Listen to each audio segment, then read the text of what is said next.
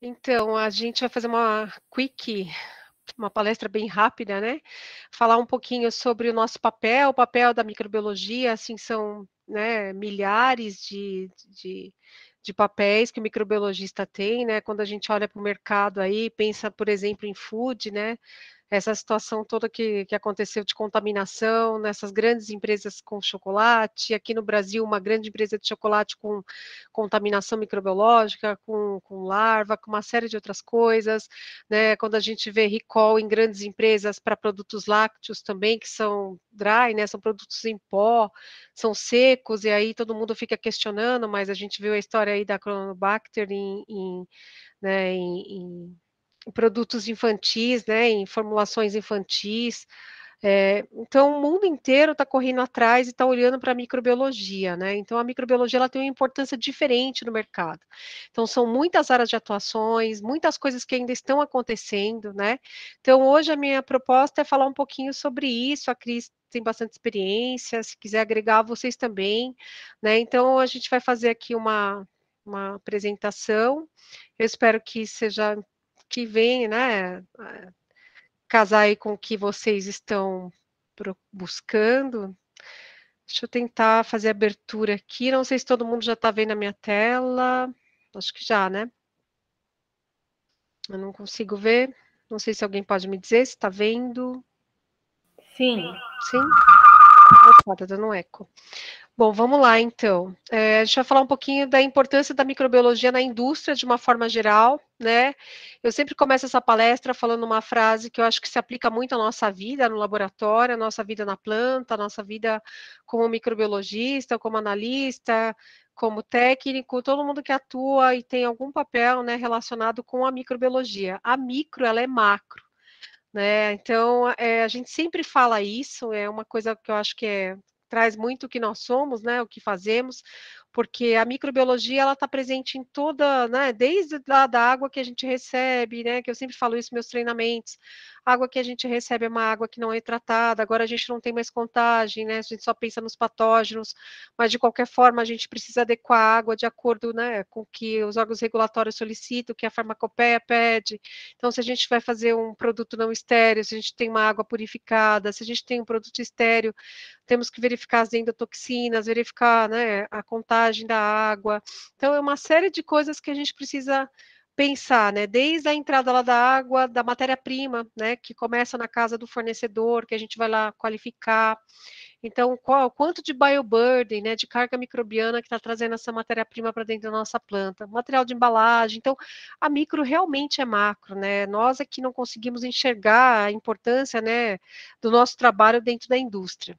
Toda vez que a gente começa a falar um pouco de microbiologia, né, a gente começa a pensar nessas eras, né, dividir em eras a microbiologia, mas é uma coisa muito interessante, porque quando a gente pensa aqui no século XX, a gente estava ainda pensando na era do cultivo, né? E no século XXI a gente pensa na era aí né, dos estudos fisiológicos e moleculares, veio todas as identificações, né, a questão do PCR, né, vou falar em português que é mais fácil, todo mundo correndo atrás de métodos rápidos para a área de alimentos, para a parte também, né, de laboratórios clínicos, né? Hoje a gente fala muito aqui no Brasil, parece que é uma coisa nova, mas não é tão nova assim, né?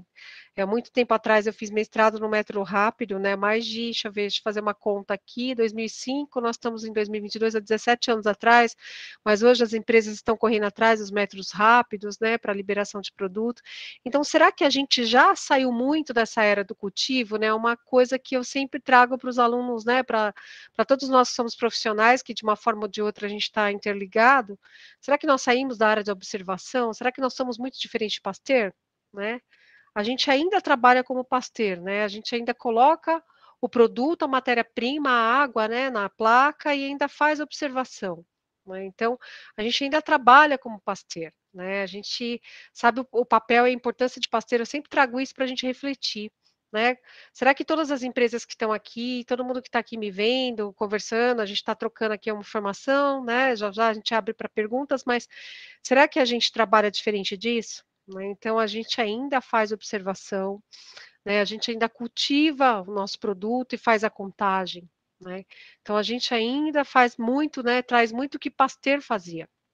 né. Então, isso dá um trabalho imenso para o laboratório. Hoje a gente tem meios de culturas prontos, tem uma série de coisas, mas a gente nem todo mundo consegue comprar meio de cultura pronto, né. Nem todo mundo consegue, otimizar as práticas de laboratório, ter um bom, né, um VITEC, por exemplo, para fazer uma identificação microbiana. Então hoje, a gente acaba tendo que fazer uma gestão do laboratório, né, usando o laboratório que nem a gente sempre brinca como uma grande cozinha industrial, né, porque a gente acaba preparando o meio, comida aí, né, que é o quê? Né, a gente acaba fazendo todo esse, né, todo esse preparo de meio de cultura que é a comida lá para o micro-organismo, né, que é o substrato para o micro-organismo. A gente acaba sendo aí os microbiologistas, né, os analistas, acaba sendo o grande gestor de tudo isso, né, então é um trabalho de gigante, tá. Então aqui eu trouxe um pouquinho dessa ideia, né, dos estudos fisiológicos, né, falar um pouquinho, a gente viu que veio, né, a gente traz um pouco dessa no século XX em diante, dessas características metabólicas, teve uma revolução dos meios de cultura, vocês devem ser jovens, mas eu peguei isso, né, meu primeiro estágio lá que era não remunerado, a gente ainda pesava para preparar meio, aí depois no segundo momento a gente começou a ver um monte de meio, né, chegando, meio seletivo, meio diferencial, depois veio as técnicas, né, eu não cheguei a trabalhar com PCR diretamente, mas veio as técnicas muito mais, né, como eu posso dizer, evoluídas, né, não só a gente tinha um pequeno, a gente usava eh, uma pequena, como fala?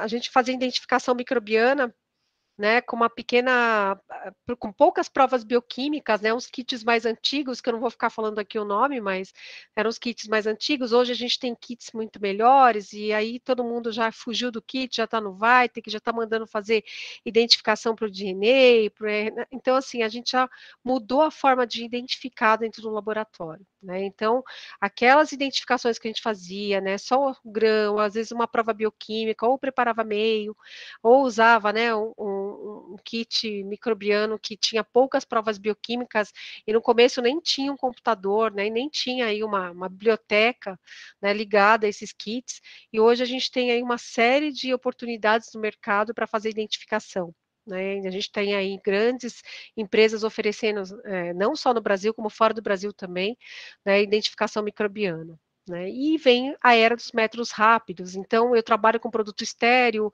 antes eu gastava, por exemplo, para um soro, que eu já trabalhei com soro, gastava 14 dias para fazer liberação de um soro, hoje eu consigo fazer isso em 72 horas, né.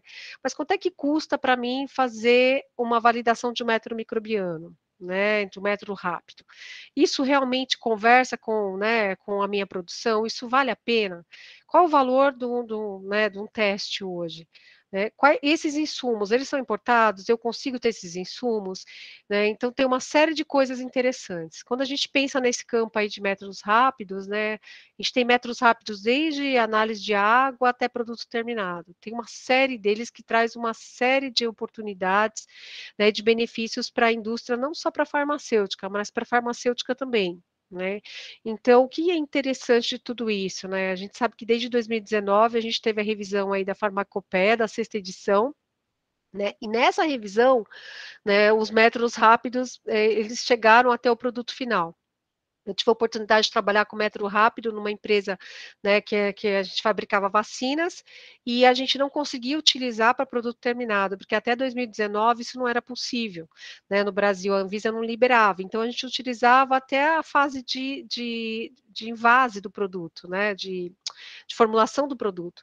Então, o que que era interessante? Eu tinha o método rápido validado, então eu conseguia saber se ele estava ou não contaminado, né, se eu poderia passar vacina, né, passar para a fase de invase, e é claro que ia correndo o método tradicional em paralelo, por quê? Porque eu não poderia, né, nem nessa etapa eu ainda conseguiria, mas eu não poderia liberar um produto final sem ter o resultado de uma técnica tradicional, né, para essa etapa. Então, só em 2019 a gente teve a revisão, né, a sexta edição aí da Farmacopeia Brasileira, e que trouxe a liberação dos métodos rápidos, por exemplo, o produto estéreo. Tá? Então, isso é uma coisa interessante. A conta que a gente tem que fazer é quanto custa um teste, né? Quanto meu produto pode liberar, porque, por exemplo, tem empresas que não é estratégico trabalhar com métodos rápidos, né? Por quê? Porque ela tem uma questão aí relacionada ao estoque, à liberação de produto, a uma série de coisas, a espaço, a fornecedor que ele já tem, né? As parceiros comerciais que ele já tem. Então, para ele, muitas vezes não é interessante ter um método rápido de liberação rápida, por exemplo, um produto estéreo, tá? Aqui eu coloquei algumas coisas relacionadas a investimentos e recursos, porque ao contrário do que todo mundo pensava quando os métodos rápidos chegaram, né? Por exemplo, aqueles por ATP, né? Até meu mestrado foi em ATP.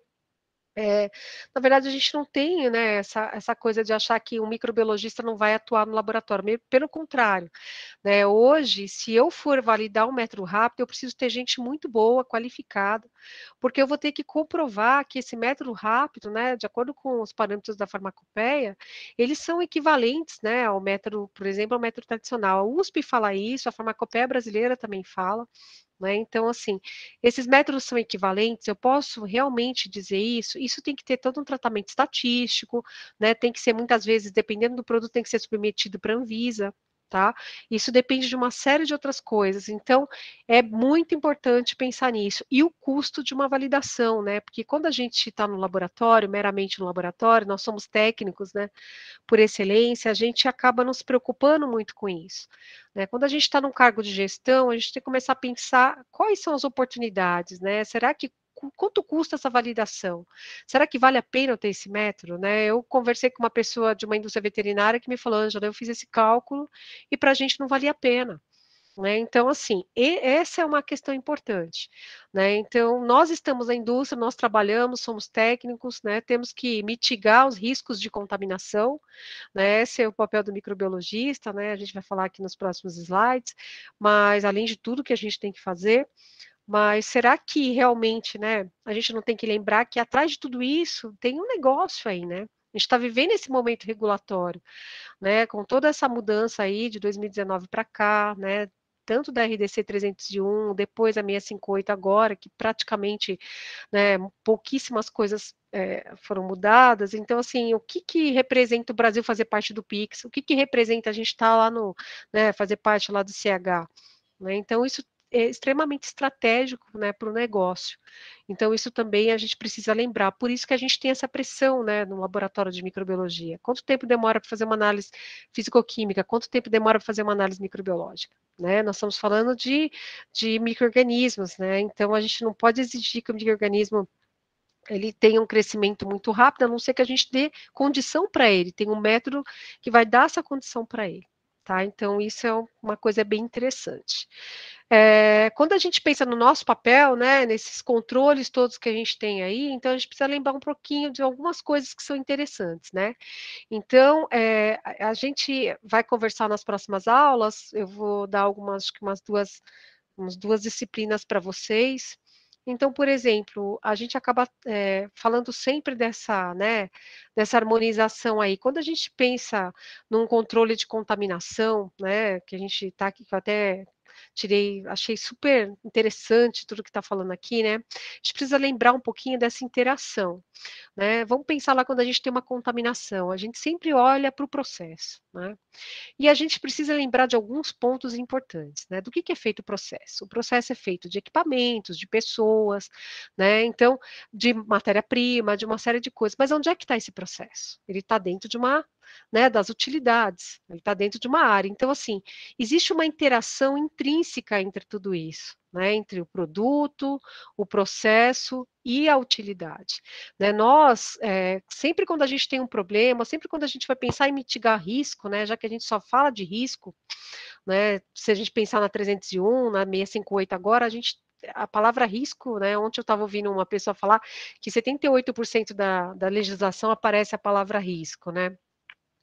Eu não sei se realmente é 78%, nunca fiz esse cálculo, mas a gente vem ouvindo sobre risco, mitigação de risco, né, há algum tempo, se a gente pensar, né, desde 2010 já a Anvisa já trouxe um pouco essa ideia, depois que ela começou a, né, porque ela já estava tentando ser membro do ICH há algum tempo, Depois que agora ela foi aceita no CH, então, assim, essa palavra risco, ela vai nos acompanhar para tudo, né? Desde, porque, como é que eu faço o risco de uma área para monitoramento ambiental? Como é que eu vou usar? Que ferramenta que eu vou usar? Né? Por que que eu vou usar essa ferramenta? Para quem trabalha bastante com, por exemplo, com food, né, com alimentos, ou trabalha com cosméticos, usa muito HACCP, que é uma ferramenta muito interessante. Como é que eu vou reduzir o risco aqui na minha área?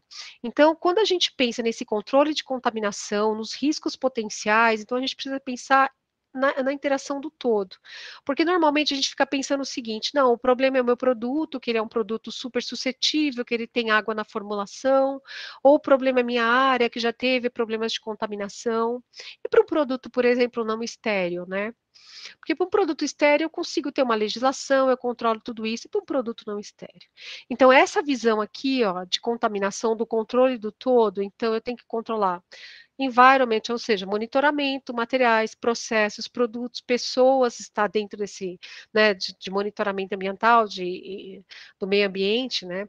Então, essa contaminação, esse controle de contaminação, ele tem que ser uma coisa única. Né? Por isso que é um programa holístico, a gente precisa pensar no todo, né? Não só naquele pedaço, porque nós, como microbiologistas, muitas vezes a gente quer pensar naquele pedaço. Mas eu sempre falo para todo mundo, né? A gente tem que lembrar que o produto, quando ele está lá no invase, ele está carregando todo o bioburden.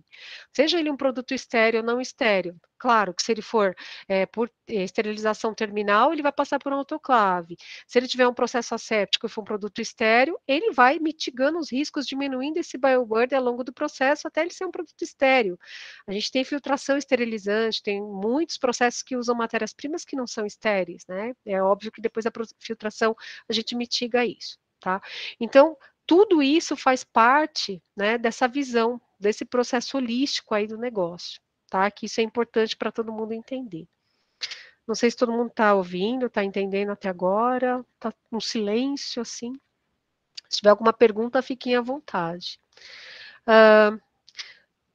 Quando a gente pensa num programa, né, de microbiologia para uma indústria farmacêutica, então qual que é o meu papel, né? Eu como microbiologista, qual que é o meu papel? O que é importante para mim, né, dentro desse programa? Então a gente tem que pensar lá, como eu falei, desde a água, né, do monitoramento ambiental, aí eu tenho que pensar na matéria-prima que entra, nesse meu processinho, no produto final. Então, nosso papel como microbiologista, como eu disse que a micro é macro, não é só dentro do laboratório. Né? Então, por exemplo, como é que eu faço uma validação de um método microbiológico se eu não sei quais são os conservantes que tem no meu produto? Né? Como é que eu vou fazer essa validação do método? Como é que eu vou fazer, por exemplo, uma neutralização dos meus conservantes se eu não sei nenhum conservante que tem na formulação? Como é que eu vou fazer uma análise de risco para determinar por que produto que eu começo a fazer essa validação de método? Né? Como é que eu começo a pensar em tudo isso se eu não conheço os produtos da empresa que eu trabalho? Se eu nunca fui visitar a área, como é que eu posso pensar se a contaminação que eu tenho no produto pode ser da área? Será que eu analiso as matérias-primas? Eu já fiz uma avaliação de risco para ver se todas as matérias-primas são importantes e eu preciso analisar? Por que eu vou analisar um ácido, por exemplo? O que pode acontecer com ele? Né? Por que ele pode ser importante para o meu processo? Tá? Eu tenho o teste de desafio, que a gente vai falar nas próximas slides aí. Eu já desafiei o meu produto, eu sei se esses conservantes realmente funcionam. Né? Esse produto é legacy, é antigo, está dando problema lá na minha estabilidade. Por que será que tem esse problema? Então, são perguntas que a gente tem e que, se nós, como microbiologistas, não começarmos a pensar de uma forma diferente, a gente sempre vai ficar apertando o botão mesmo, né? Preparando o meio de cultura, olhando que nem pasteira, observando as plaquinhas e liberando o produto. E hoje a microbiologia mudou. Né, o microbiologista ele é chamado para participar, por exemplo, de uma avaliação de risco de uma área, né, ele é chamado para dar treinamento para o pessoal que está entrando. Né, então, o pessoal precisa entender um pouco mais processos para que você também consiga entender, que as pessoas consigam entender, né, toda esse desafio que é a microbiologia, né? Quem está aqui, está me ouvindo e sabe, trabalha com micro, sabe desse desafio, né? Como é que eu falo para um leigo, por exemplo? Agora, depois da pandemia, as pessoas já se acostumaram mais a lavar as mãos, né? Mas como é que eu falo para um leigo, por exemplo, que na minha mão eu tenho contaminação? Né? Então, como é que eu vou fazer isso de uma forma que ele não vai esquecer e que para ele vai ser um suporte para ele entrar na área, lavar as mãos. Então, tudo isso faz parte do nosso trabalho. Tá? Então, é um trabalho muito macro, macro mesmo. dentro da indústria. Aqui eu falei um pouquinho já, mas só um cenário regulatório da indústria, né? Então a gente precisa lembrar que a Anvisa, sendo membro do ICH, né, na verdade o CH é responsável por normas técnicas, né, normas de qualidade, segurança e eficácia de produtos.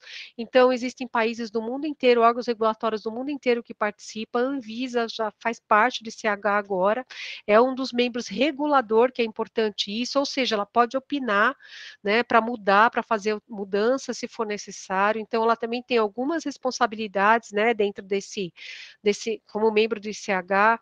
Então, hoje a gente fala muito do ICH 8, 9, 10, né? O 10, se você ler o ICH 10, o guia do ICH 10, que fala de sistema de qualidade farmacêutica, é praticamente a nossa RDC, a RDC 658, né? A RDC 301 já era praticamente o guia. A 658, ela traz algumas mudanças, né? São poucas, mas ela está completamente alinhada com o ICH 10. O ICH 9, que todo mundo já ouviu falar, né? Que a gente fala em todas as aulas, que fala da avaliação de risco, mas ela fala de um sistema de gestão de risco.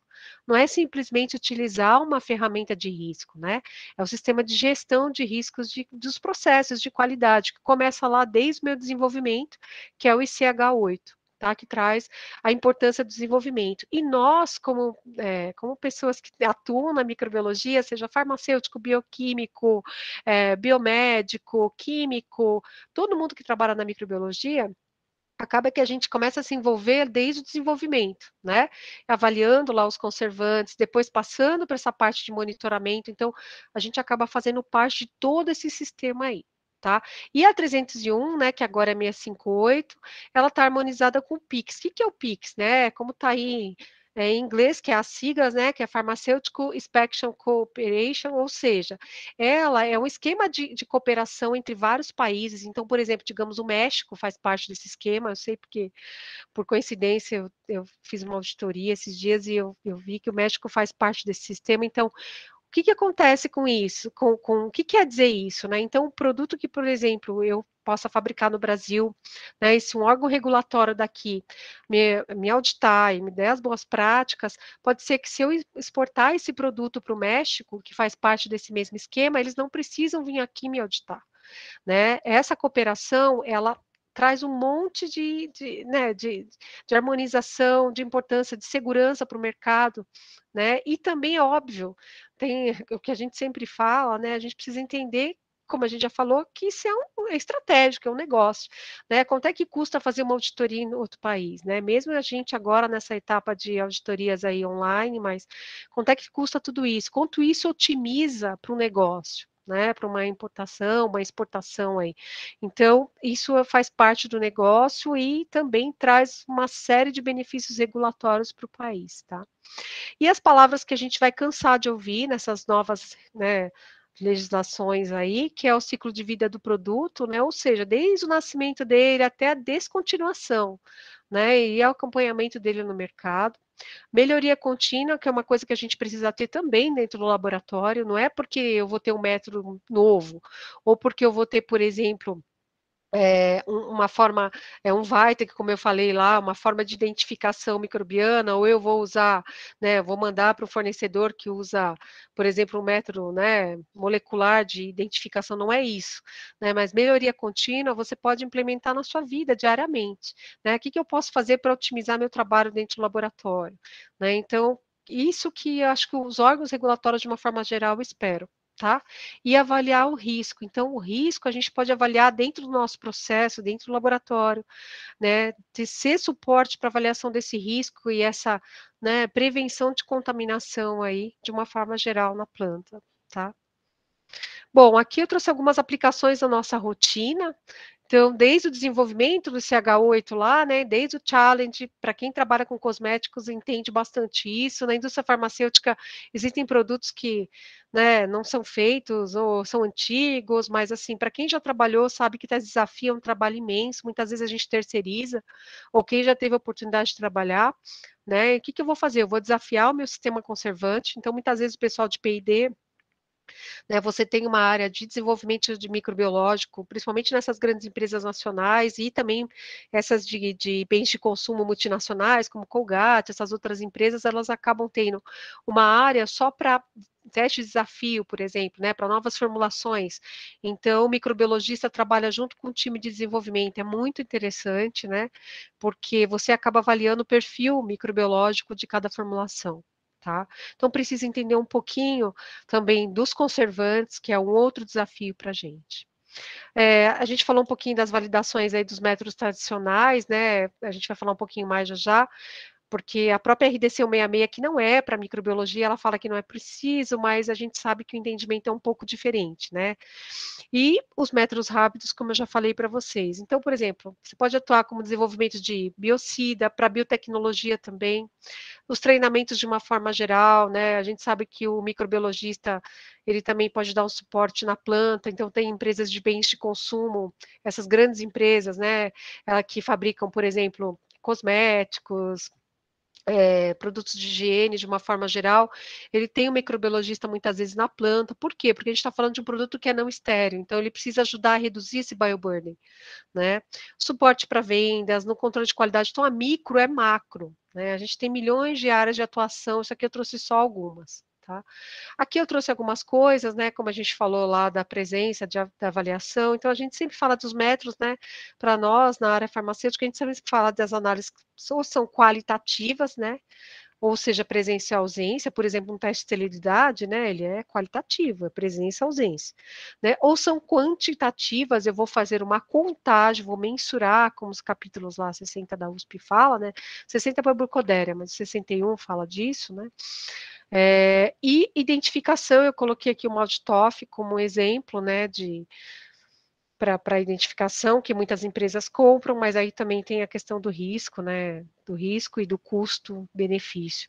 Né? Muitas empresas ainda utilizam métodos de identificação bioquímicos que não deixam de funcionar, e aí depende, claro, de uma série de coisas, né? Qual o tipo de método, se a gente seguir um protocolo corretamente e as ações que a gente vai tomar. Tá? Às vezes, muitos micro-organismos de meio ambiente, por exemplo, é um pouco mais difícil utilizar algumas metodologias. Uma coisa interessante que nem está nessa apresentação, mas só para falar para vocês, para quem tem acesso à USP, né, teve um upgrade desse capítulo, desse chapter aí, o 1117, que fala de GLP, de boas práticas de laboratório. Ele está falando um pouco mais sobre meios de cultura, né, aqui está falando de preparo e controle, lá ele fala de gerenciamento de laboratório também. Fala um pouco mais sobre meio de cultura, fala sobre estoque, já falava, manutenção de culturas. Eu acho que basicamente é isso. Ele fala um pouco também, um pouco mais sobre treinamentos. Né? Então, o que esse capítulo traz de interessante? Né? Ele fala sobre o meio de cultura, preparo e controle, a promoção de crescimento, né? Que o próprio capítulo não exige que você faça a promoção de crescimento para cada vez que você abre, né? Que você produz o seu meio. Pode ser só na abertura lá do seu frasco mães, né? Aí depende de uma série de outras coisas. Depende da empresa, tem empresa que é europeia, que faz para cada lote, depende de uma série de coisas, né? O estoque do meio de cultura, né? É importante a gente fazer um estudo de validade, ou seja, né? Como se fosse uma estabilidade do meio. Embora o capítulo, por exemplo, da farmacopeia brasileira fala que para os meios de cultura usados em teste de esterilidade, você pode deixar, né, acho que se eu não estou enganado, até por 30 dias, e se fechado hermeticamente até por 1 ano, 2 anos, não me lembro, mas assim, é muito importante para fazer a gestão do laboratório que você faça essa validação, né, não é uma validação, na verdade, é um estudo de estabilidade dos meios, né, eu acho que vocês vão ter aula e que vai discutir tudo isso, né. A manutenção das culturas, a gente continua, né, lembrando sempre, né, hoje a gente tem milhões de fornecedores, tem ótimos fornecedores, né, a gente consegue comprar cepas quantificadas para uma validação, até para fazer gram promotion, mas a gente ainda trabalha, muitas empresas trabalham ainda com cepas liofilizadas, então essa reconstituição, né, essa manutenção, por que que é importante? Porque as cepas, elas têm características, né, fisiológicas, né, é um micro-organismo, é um organismo vivo, então ela pode sofrer uma alteração, né? Então, o que que acontece? Por que que a gente tem que usar cepa até quinta geração? Porque se você deixar uma cepa muito tempo ela vai perder as características dela. Então, um exemplo bem, né, uma Burkholderia, por exemplo, a Burkholderia cepacia, quando você olha o capítulo 60 da USP, você vê que ela menciona 3 tipos de Burkholderia, né? Mas ela pode sofrer uma mutação ou pode sofrer uma mudança, uma Pseudomonas aeruginosa pode virar pútida. Então, você vai acabar tendo um problema se você for utilizar esses micro-organismos na sua rotina de preparo de e-mail e para uma validação, para um challenge, então é bem importante, né? Eu faço muita auditoria em laboratórios de microbiologia, muita, não só para ISO 17025, mas também para laboratórios parceiros, para uma série de coisas, para monitoramento ambiental, para água. Então, uma das coisas muito importantes, né, que eu sempre falo, é sobre a questão dos equipamentos, né? Para quem é da área farmacêutica, fala, nossa, que absurdo, isso é óbvio. É óbvio, para nós sim, né?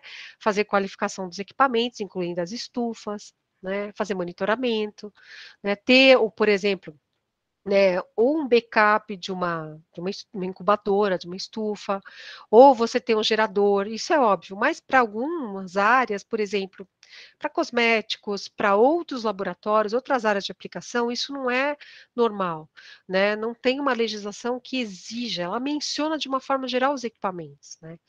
Então, isso ainda é uma prática que, né, que ainda está caminhando, tá? Então, esse é um ponto importante. Principalmente quando a gente pensa, por exemplo, no nosso, né, uns equipamentos chaves, que é a autoclave, né? Então, a gente tem que ter todas. Eu vou dar um exemplo, né? Claro que eu não vou falar onde foi, mas eu fiz auditoria numa fábrica, numa empresa que produz muitas coisas, não só produtos cosméticos, mas produtos sanitizantes, para um monte de empresa e que recebe um monte de auditoria e que a autoclave não tinha todas as loads lá, todas as cargas qualificadas. Tá? Então, por exemplo, uma carga de materiais não estava qualificada e a menina queria me convencer que não, mas no meio de cultura, não, são coisas diferentes, né? Se você, são cargas diferentes, a não ser que você tenha feito uma carga que não está certo, né? Que se for mista, porque o material vai sair molhado, dependendo do autoclave. Então, são coisas, pequenas coisas que a gente precisa verificar, tá? Água, qual que é o grande problema de água, né? A gente sabe que a gente tem que deixar 2 horas após a amostra, né, no máximo 2 horas, fora de refrigeração, eu, assim, condeno isso, eu acho que tem que, se você não vai analisar, você tem que automaticamente colocar sobre refrigeração, e 24 horas, e quando a gente terceiriza essas análises, né, quanto tempo demora para analisar a água? Será que aquele bioburden lá que falaram que tem mesmo? Então, água é a matéria-prima mais importante, né? Todas as apresentações eu brinco sobre isso, né? A água, a gente toma cerveja, faz cerveja com a água, faz shampoo com a água, né? Toma água, então a água é a matéria-prima mais importante para nós, para tudo, faz injetável com a água, né? Então, a água é a matéria-prima mais importante. Então, a gente precisa olhar a água de uma forma diferente, né? Qual que é o comportamento do sistema de água durante o inverno, durante o verão? Empresa, principalmente americana, gosta muito de fazer essas avaliações de tendências, né? Quais são os micro-organismos que crescem durante cada estação, né? Então, isso é importante para a gente ter um processo controlado. Tá? E é isso que o órgão regulatório quer da gente, essa avaliação de tendência aí. Que mais? Treinamento de analistas, né? Há muito tempo atrás a gente já está falando de qualificação, mas ainda tem uma discussão muito grande em relação a isso. Eu lembro que tem várias discussões em relação a isso, porque, óbvio, que você tem que ter um microbiologista e esses treinamentos, né, principalmente técnicas ascéticas. Né? Então, todo mundo tem o perfil para trabalhar em microbiologia? Vocês sabem que não. Eu também sei que não.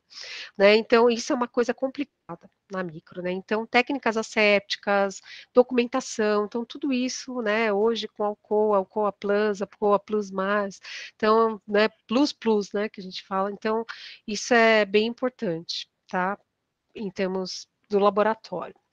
Por que eu valido o método microbiológico, né? Por uma série de coisas. A própria RDC 166, que é para métodos analíticos, né, ela traz uma frase que você pode apresentar uma justificativa técnica para métodos microbiológicos, né? Eu sempre escutei essas coisas, mas a gente precisa lembrar de algumas coisas importantes, né? Primeiro que, assim, aquele conservante, aquele processo que a gente falou, aquela visão holística lá, o processo, o conservante, o ambiente, ele não está dentro da farmacopeia, ele não é, o seu produto, ele pode até ser um produto que tem lá, né, uma referência farmacopeica, mas tudo isso, ele traz um bioburden que acompanha esse produto e que pode trazer complicações, né, a gente tem aí produtos cosméticos que têm blends de conservantes, né? Então, será que realmente aquela metodologia que eu estou usando, né, aquelas 10 gramas que eu estou pesando, será que de verdade aquele 1 grama que eu peso, será que realmente é representativo da minha metodologia? Estou conseguindo recuperar tudo isso? Né? Então, o que todo mundo solicita, sempre menciona, né, é que seria interessante fazer pelo menos uma validação que cada um chama de uma coisa, né, cada pessoa, cada empresa trata de uma forma, uma validação parcial, uma verificação, uma adequabilidade. Por quê? Porque pelo menos eu vou verificar, né, um parâmetro que todo mundo comenta em microbiologia, que é a exatidão, que é a recuperação. Né, que é realmente importante, mas existem outros parâmetros que além desses daí, para mim também são importantes, como limite de detecção, né? Se você não sabe o limite de detecção do seu método, como é que você pode dizer que ele funciona? Então, a Anvisa não, a Anvisa, a RDC 166 é da Anvisa, né? Ela menciona que você pode fazer uma validação parcial, por exemplo, e falar um pouquinho sobre precisão, né? O que é precisão? Precisão é importante para nós, é intermediária, porque a gente tem 2 analistas que trabalham e analisam o mesmo produto. Qual será o desvio padrão, né, entre esses 2 analistas? Tá? Então, isso é um ponto bem importante. Então, exatidão, que é a própria recuperação, e a seletividade. Será que realmente esse método é seletivo para aquele produto, né?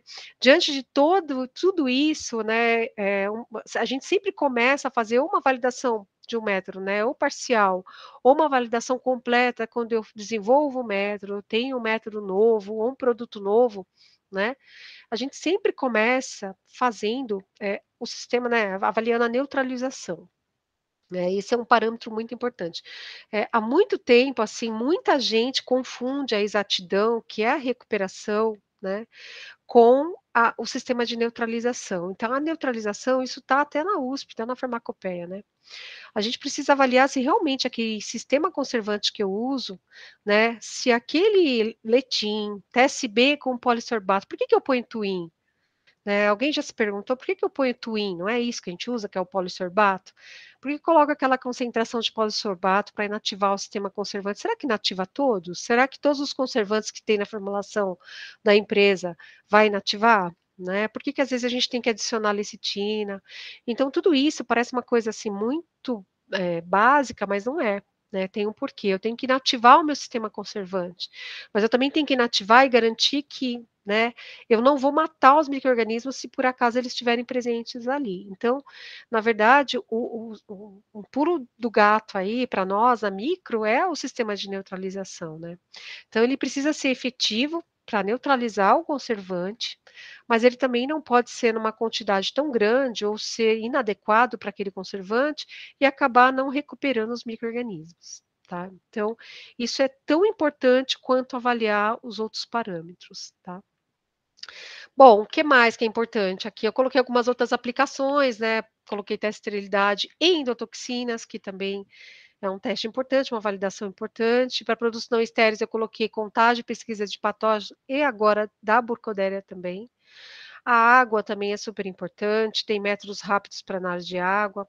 Estudos de holding time, o pessoal chama de validação, né, mas acaba que é como se fosse, na verdade, o holding time uma estabilidade, né, porque eu vou ter um batch, um lote que eu vou deixar parado lá, por exemplo, por 72 horas e eu vou fazer uma estabilidade, vou fazer uma avaliação se ele realmente vai aguentar aquelas 72 horas ali antes de ser envasado, né, então é um parâmetro importante também para nós.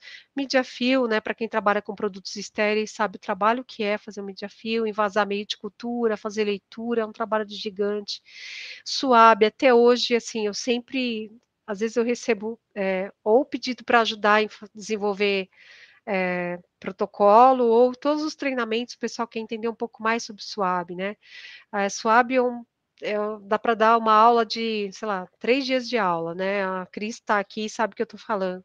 Então, Suave tem várias questões, tem a questão do tipo de Suave, né, se ele é um swab de cotton, que é de algodão, se ele é um swab, né, qual é a qualidade do swab, qual é o tipo de swab, floco swab, né, os flocados que há algum tempo está todo mundo usando, porque ele tem uma capacidade melhor de aderência do micro-organismo, né. Se eu faço esse swab hoje à noite, vou analisar amanhã, então quando eu vou validar, eu preciso entender esse holding time, esse tempo que ele ficou na geladeira esperando, né. Então eu tenho que validar essa minha metodologia, porque eu preciso saber se ela funciona, se esse swab funciona. Eu compro cada vez um swab bom, então vai ser difícil fazer uma validação, né. Então, avaliar se realmente essa metodologia funciona, né, para recuperar esses micro-organismos aí no tempo necessário. A mesma coisa, eu exponho placa lá por 4 horas, né, o capítulo 1116 fala até 4 horas, até que mudou esse capítulo, ele nem mencionava mais o prazo, né. Então a USP falava isso, então até 4 horas. Então, por que que eu não posso deixar mais de 4 horas, né? Eu sempre falo também dos meios de cultura, eu compro o meio de cultura pronto, ele está vencendo hoje, né, ou vai vencer, sei lá, hoje é dia 10, não sei, está vencendo hoje, aqui hoje é dia 10. Então venceu dia 10 de agosto, estou usando o meio de cultura hoje. Será que realmente ele vai funcionar? Né, será que a gente não tem que fazer um estudo, né, fazer um desafio desse meio de cultura? Essas placas que eu ponho em exposição de 4 horas, será que realmente elas resgatam tudo? Tá, e aqui eu coloquei algumas outras aplicações, eficácia desinfetante, muitas vezes a gente acaba mandando para um, né, para um laboratório externo, é um trabalhão fazer cupom teste, né, fazer recuperação, mas é um ponto, assim, isso é um desafio para quem trabalha com área estéril, isso é uma pergunta sempre quando tem uma contaminação, como é que foi esse teste de eficácia, quanto tempo deixou aplicado, se realmente ele funcionou, então isso é um ponto bem importante. Validação de limpeza, para eu validar a limpeza, eu tenho que validar primeiro a minha metodologia. Essa é outra pergunta que eu sempre recebo. "Ah, mas eu preciso validar um método de swab para validar a limpeza?" Sim, como é que eu vou garantir essa validação, tá? E o prazo de validade dos meios, também estabilidade de meios, prazo de validade de materiais esterilizados, isso é importante. Que tipo de material? Será que não vale a pena a gente avaliar o risco disso, né, fazer uma matriz e avaliar se realmente eu preciso, né, qual a validade, todos os materiais têm a mesma validade, né? E o bioindicador também, quando aplicável, agora também teve um upgrade aí, a USP traz um upgrade para bioindicadores também, tá, algumas informações extras.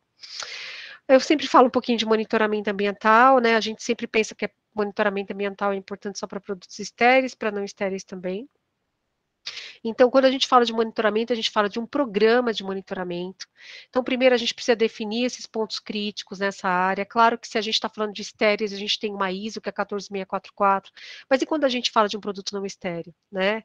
Então, como é que a gente vai definir esses pontos, definir essas áreas, né? O que que é um ponto crítico, né, para mim? Será que lá pertinho do meu processo é crítico? Será que durante a entrada dessa área também não pode ser crítica?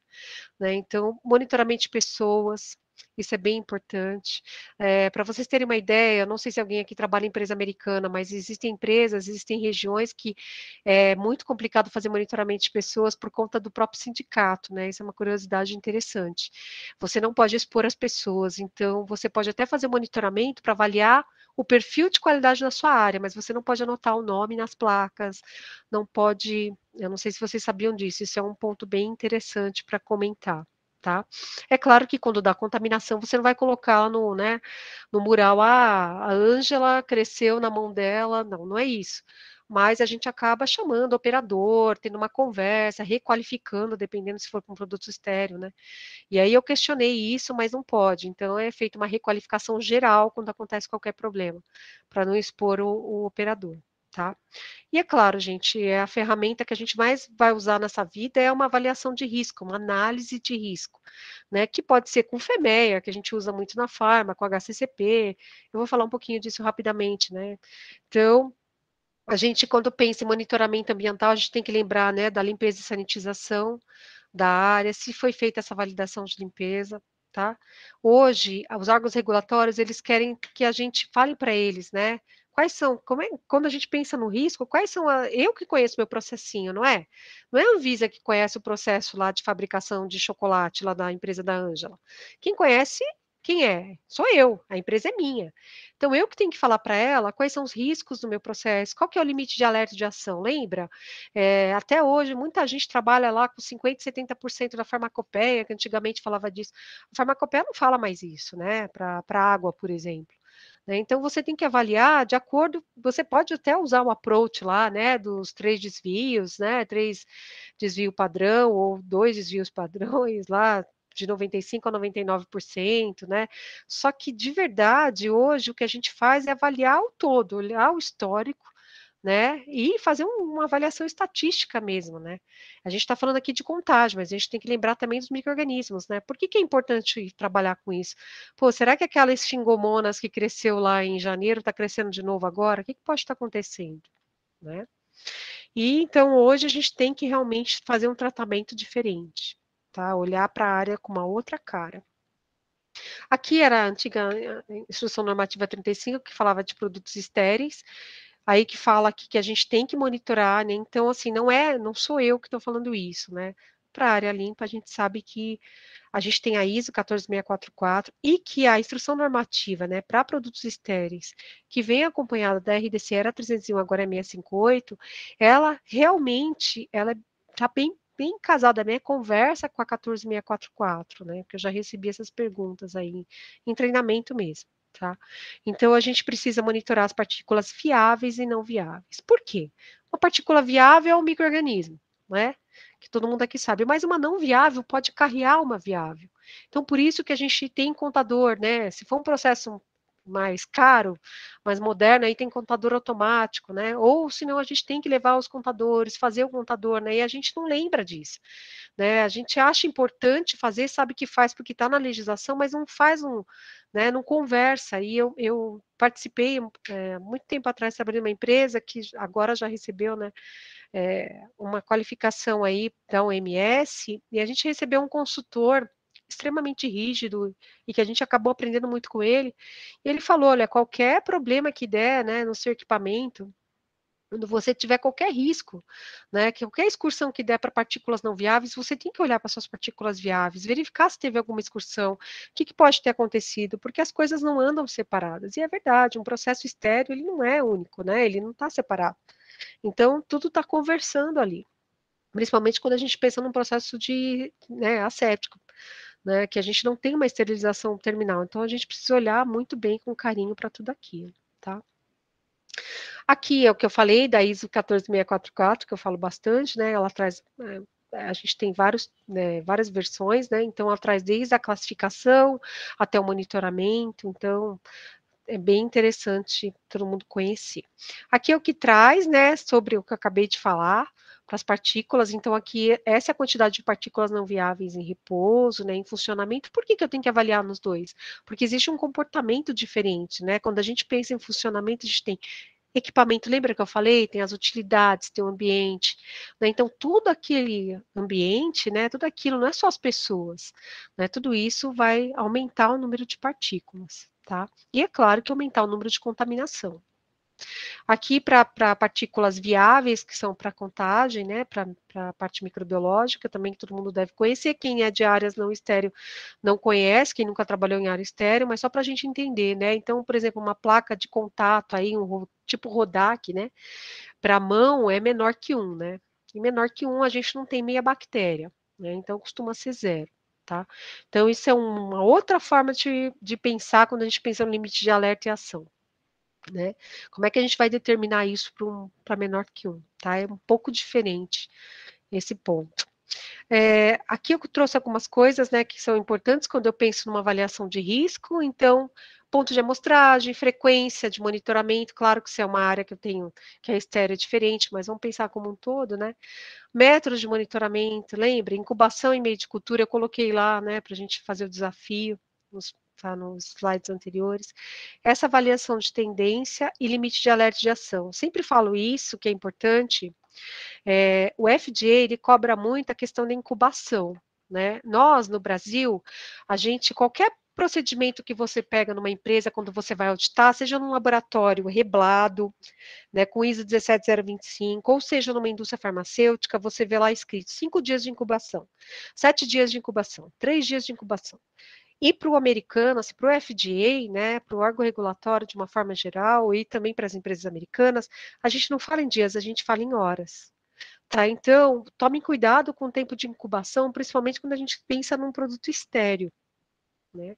Porque um produto estéreo, a gente tem que garantir que ele ficou realmente 14 dias, né? Quanto é que dá isso em horas? Tá? Porque se eu incubei hoje à tarde, mas se eu vou ler daqui 14 dias de manhã, porque o caminhão está saindo, não deu 14 dias ainda. Tá? Então, isso é um ponto bem interessante. Se você receber uma auditoria de um parceiro aí, se for um parceiro de fora, ou se for o próprio FDA, né? Então, isso pode ser cobrado. E aí, a gente se pergunta, né, por que a gente gerencia risco? Estou olhando aqui o horário que eu falo demais.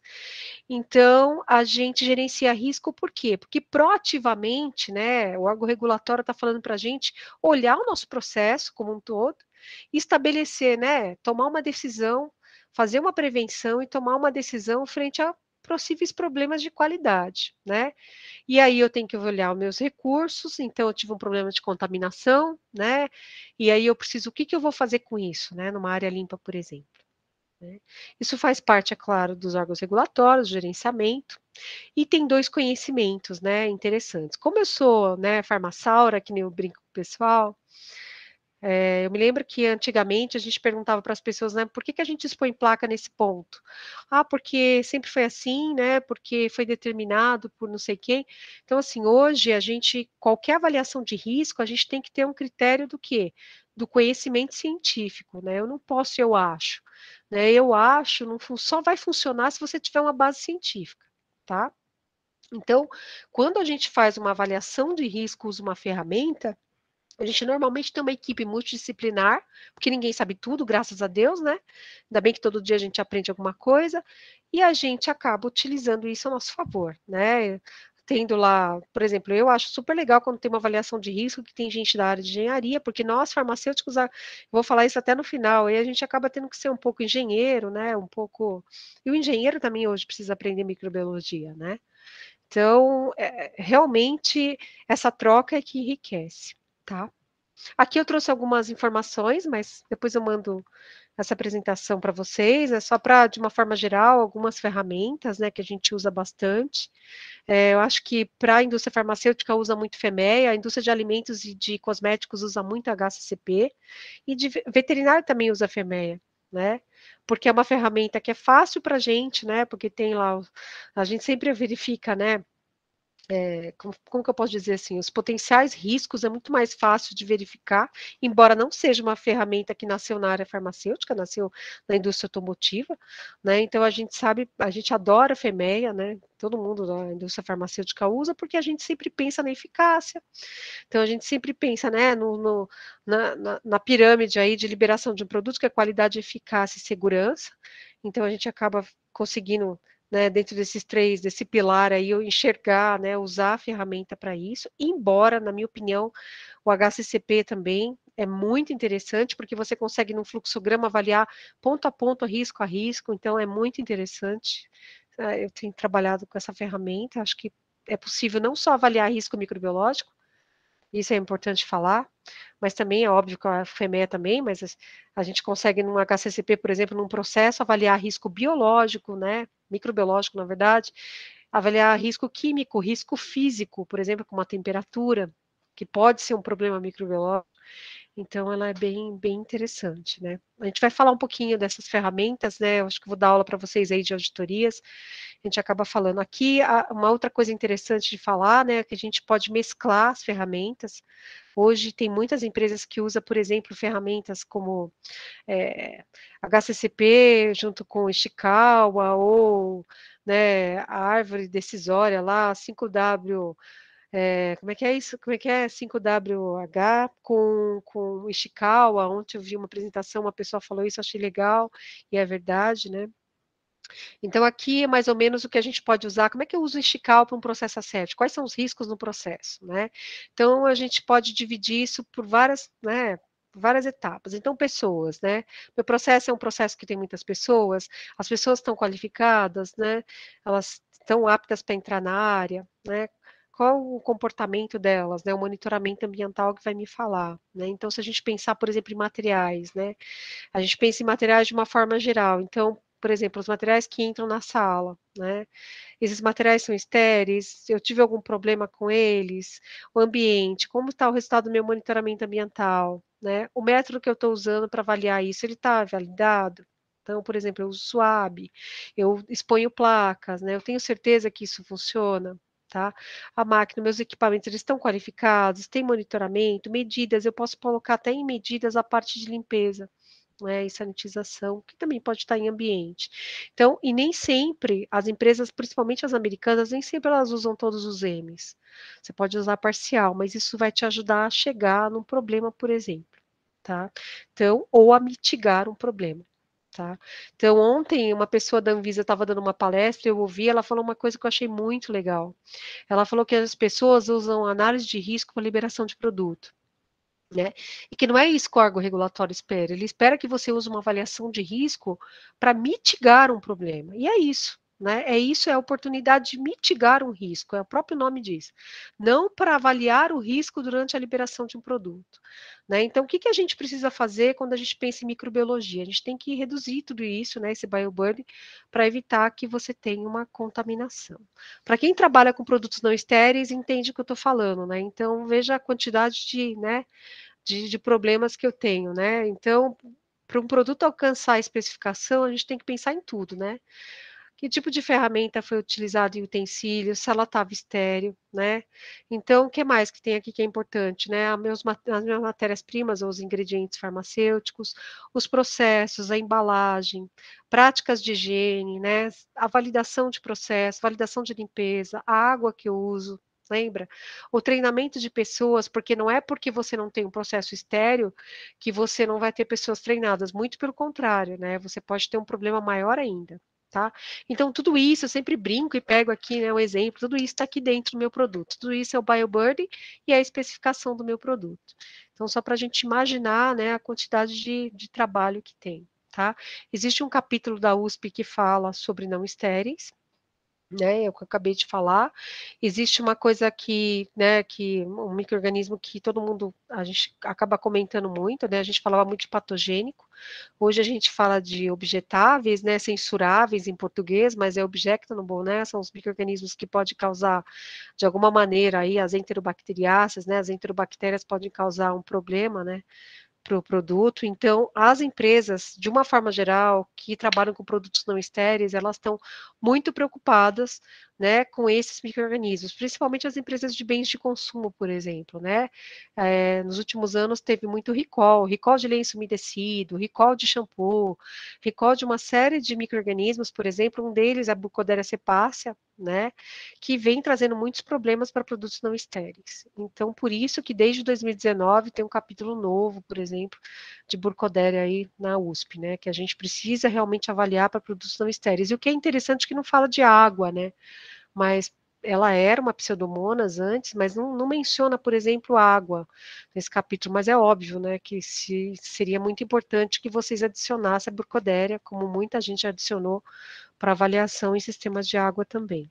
Tá? Então, exemplos de objectionables, Pseudomonas aeruginosa, todas as enterobacteriáceas, E. coli, né, E. coli eu acho que é uma das piores, Burkholderia, Salmonella, tem outras, Staphylococcus aureus, óbvio, né, então são os nossos patogênicos aí, e que hoje a gente tem uma preocupação maior, né, então, existe uma carta de aviso que chama Warning Letters do FDA.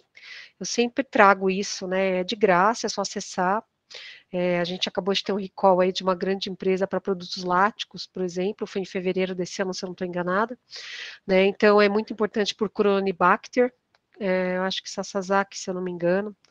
Então, é muito importante vocês, de vez em quando, dar uma olhadinha, porque a gente aprende muito com essas cartas de aviso, né? Então, por exemplo, essas cartas, começou a ter uma série de cartas de aviso do FDA, que ele vai auditar, o que ele recebe né, uma reclamação lá, um aviso de recall voluntário, ou, né, que nesse caso dessa empresa, que é uma empresa farmacêutica, né, ela fez o recall voluntário, né? O FDA informou para todo mundo. O Brasil não tinha recebido o lote do produto dela e foi o recall de Cronobacter, né, que pode levar, né, eu acho que levou até um bebê à morte, né, porque era uma formulação para neonato. Então, essas cartas de aviso começaram a ter várias cartas sobre a Burkholderia complex, né, a Burkholderia cepacia complex são 3 burkholderias. Então, muitos recalls relacionados a produtos não estéreis, desde medicamento até cosméticos, né, são vários, né, tem um produto, né, que é um soro para o nariz, tem vários medicamentos não estéreis e também cosméticos, né. Então, presente em água, como a pseudomonas super oportunista, cresce sistema conservantes, forma biofilme, e aí eu trouxe aqui alguns exemplos, né, como eu falei, de preparação aquosa, e aí, desde 2019, já há muito tempo atrás já tinha esses problemas, mas em 2019 em diante, né, começou a ter aí, foi incluso acho que no capítulo 60, a Burkholderia cepacia complex, então é importante falar isso porque são 3 burkholderias que fazem parte, tá? Isso aqui é uma carta de advertência traduzida, é uma carta de aviso, então é só para a gente entender um pouco, né? Então, quanto é importante, né, o FDA, a gente sempre acha que os problemas estão relacionados aos nossos processos, né? Se vocês entrarem para olhar, tem problemas em vários tipos de empresa, tá? Então, os problemas são gerais, inclusive indústria farmacêutica, que produz estéreis e não estéreis. Uma outra coisa que é muito importante no nosso trabalho como microbiologista é quando a gente pensa em OS, né, Out of Specification, ou seja, quando eu tenho resultado fora de especificação, que todo mundo pergunta se o problema foi no laboratório, né, ou na amostragem. Então, a gente precisa ter um bom documento, né, para fazer uma boa avaliação. Eu trouxe aqui um exemplo interessante, né? Então a gente precisa avaliar realmente, né? Tem uma definição, né? Se a contaminação, né? Eu abro um desvio, se é uma contaminação crítica ou não, e aí a gente precisa fazer essa identificação, né? Verificar se foi um erro interno. Então, por isso que eu preciso ter um laboratório consistente, né? A gente vai ver isso bastante em auditoria. Né? Então, o que eu preciso ter dentro de um laboratório de microbiologia? Né? Quais são os documentos que eu preciso ter, a rastreabilidade que eu preciso ter, né? Para que ninguém fale para você, olha, o problema foi do laboratório. Você fala, tudo bem. Então, olha, eu posso te provar que não foi no laboratório. Né? Então, abrir uma OS não é só abrir uma OS e olhar lá, e não, o meio de cultura não está vencido, a promoção de crescimento cresceu. A gente precisa olhar tudo. Tá? O analista ele tem um papel fundamental nessa avaliação. Né? As práticas assépticas é super importante, seja para um produto estéreo ou não estéreo. Claro que não estéreo tem outras consequências, né? A gente não pode fazer um reteste, mas a investigação é sempre super importante, né? Então, aqui tem uma etapa por etapa, né? Se vai reamostrar ou não. Então, tem a etapa de laboratório, aí a avaliação de tendência, né? Os resultados, aí a parte de investigação também, né? Da produção. Então, isso olha, hoje eu diria assim que se alguém quiser te auditar, ele pega um produto que teve problema e ele faz todo o retorno, né, de como você resolveu isso e qual foi a causa raiz, que é uma das coisas mais difíceis para a microbiologia, né? Você consegue até identificar o isolado, dizer o que que é, por exemplo, uma burkholderia, mas qual que é a causa raiz? Né? Essa é uma pergunta bastante difícil, um grande desafio para nós, tá? E aqui é só uma brincadeira, né? Então, para todo mundo entender a importância aí da microbiologia, né, foi bem rápida essa apresentação. Então, o que eu acho que hoje, né, o microbiologista, farmacêutico ou não, né, ele precisa saber tudo. Ele precisa saber de HVAC, ele precisa saber de P&D, né, desenvolvimento. Ele precisa entender produção, eu coloquei aqui, né, precisa entender processo, precisa entender laboratório. Tá? Então, na verdade, o microbiologista é aquele cara multidisciplinar, né? Então, eu acho que quando a gente está num grupo muito grande, como esse grupo daqui, da pós, é uma grande oportunidade para trocar experiências, né? Então, qual que é a diferença de um professor para um aluno? Provavelmente porque ele tem mais tempo né, de experiência, ele está numa outra situação, porque ele já vivenciou aquilo. Mas tem muitas abordagens, muitas coisas que a gente trazendo para o dia a dia, a gente vê que os problemas, eles são muito parecidos. né? Principalmente quando você faz auditoria, você começa a observar que os problemas são muito parecidos, né? Então, o que a gente precisa realmente é não parar de estudar, né? Que eu sempre falo que parece uma frase meio boba, mas o conhecimento ninguém vai trazer da gente, né? Ninguém vai tirar da gente, né? Então, o conhecimento é a parte mais importante. Então, a gente tem que realmente ler, né? Sempre estar aprendendo, que é uma oportunidade tanto. Bom, era super rápida essa apresentação, mas acho que eu passei do horário da Cris. Cris, me perdoa, passei acho que 10 minutos, 15. Queria agradecer a todo mundo, deixei aqui meu e-mail. Se alguém precisar de alguma coisa, também fico à disposição, se vocês precisarem de treinamento, de alguma coisa que eu possa ajudar. Não sei se foi, né, se foi boa, se deu para entender alguma coisa, se precisa de alguma ajuda. Cris, desculpa, peguei 15 minutos a mais, me perdoa de atrapalhar sua aula, assim, espero ter agregado também. Imagina, Ângela, sem problema. A Cris também tem muita experiência, né? Então acho que as experiências uma ajuda a outra. Certinho, gente. Obrigada pela apresentação. Não sei se o Thiago está aí. Thiago, acho que era isso.